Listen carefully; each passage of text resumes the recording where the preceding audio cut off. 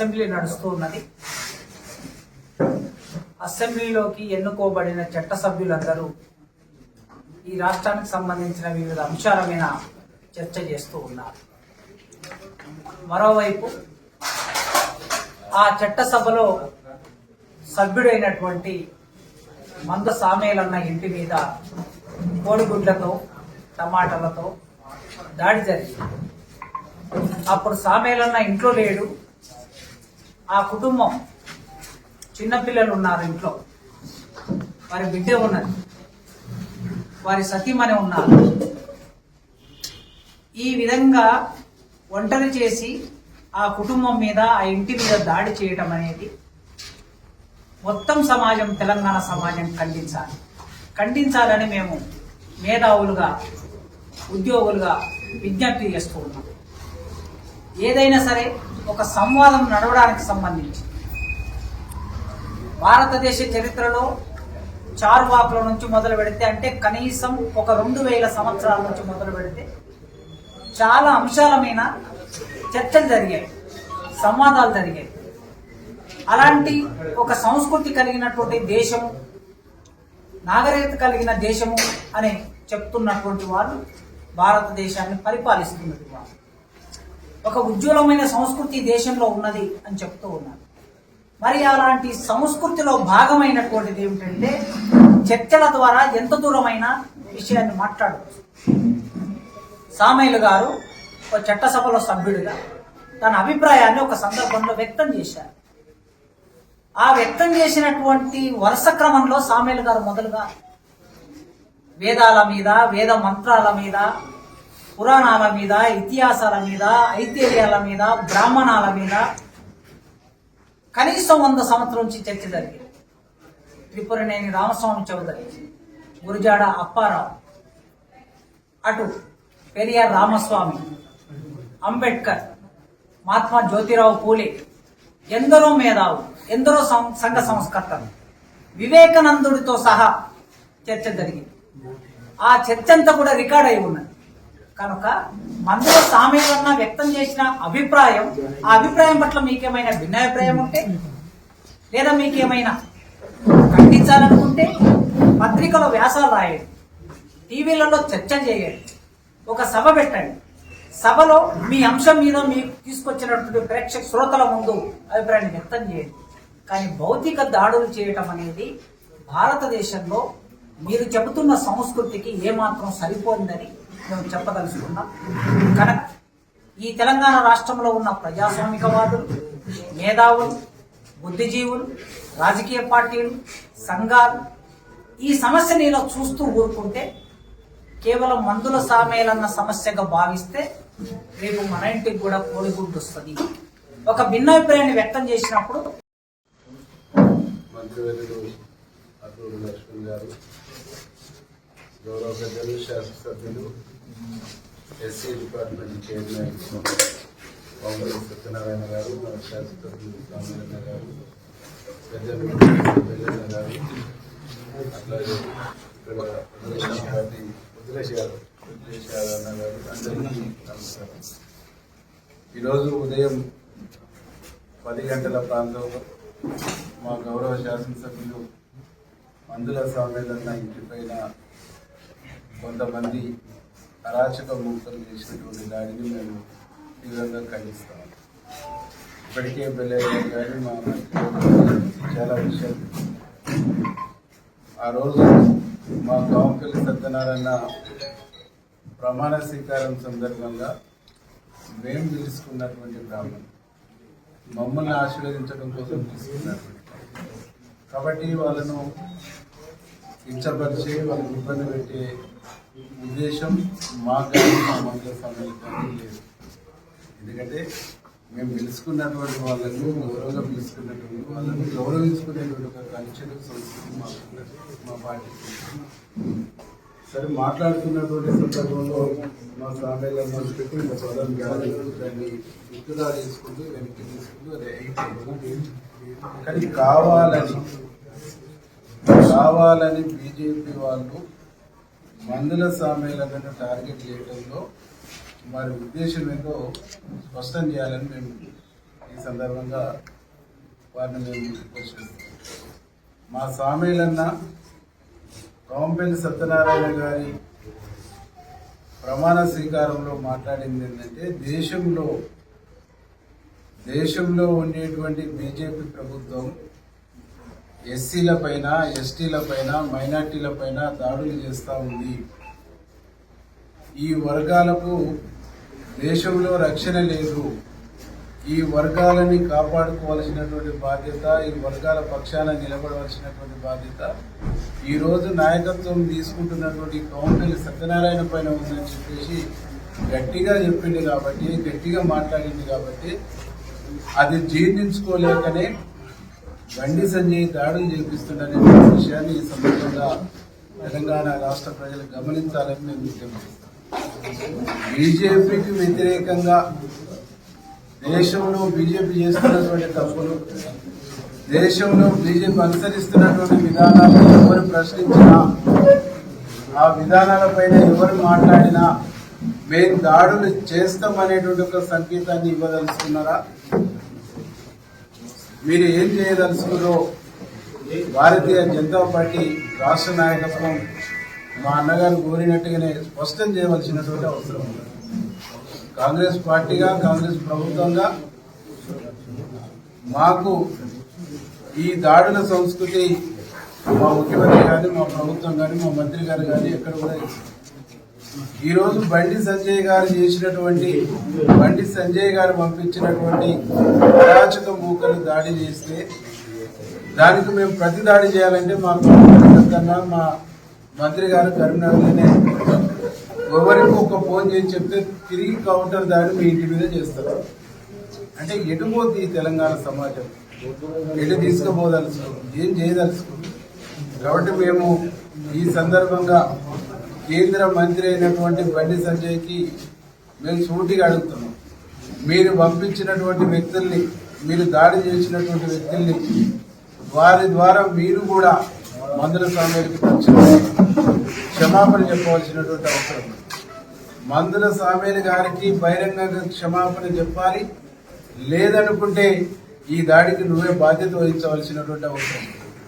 ఒక దళిత శాసనసభ్యుని మీద దాడి చేసినటువంటి బండి సంజయ్ గారు కేంద్ర హోం శాఖ సహాయ మంత్రిగా ఉండి దళితుల మీద దాడి చేస్తున్నటువంటి బండి సంజయ్ గారు ఇలా చట్టం ముందు నువ్వు దోషిగా నిలబడవలసినటువంటి అవసరం ఉంది.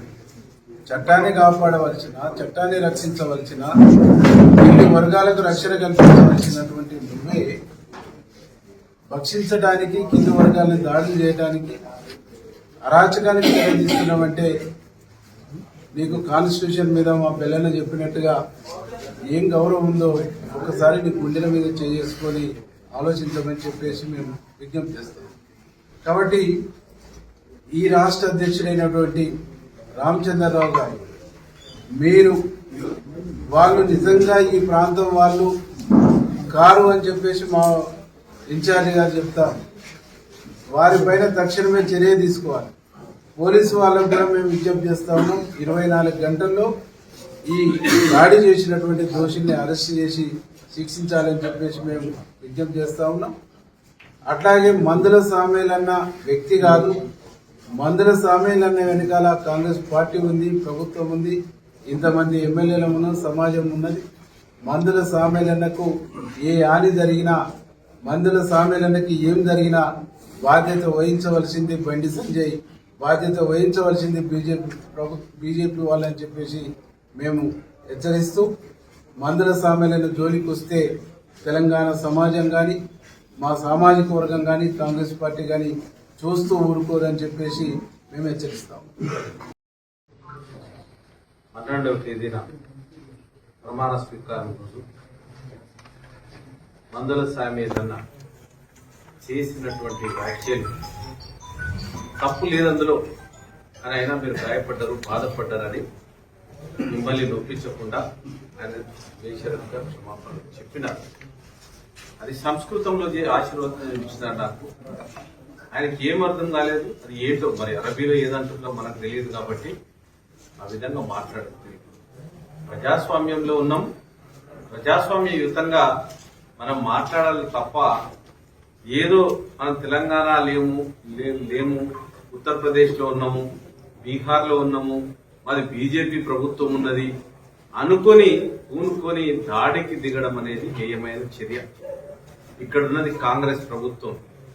కాంగ్రెస్ ప్రభుత్వంలో రేవంత్ రెడ్డి గారు ముఖ్యమంత్రిగా ఉన్నారు. అంటే బీజేపీ ఇష్టరాజ్యంగా ఒక నియంతృత్వంగా ఆ రాష్ట్రాల్లో పాలిస్తున్నారు. కాబట్టి మమ్మల్ని ఏమన్నా కొట్టుడు చంపుడు, అది దళితుల మీద.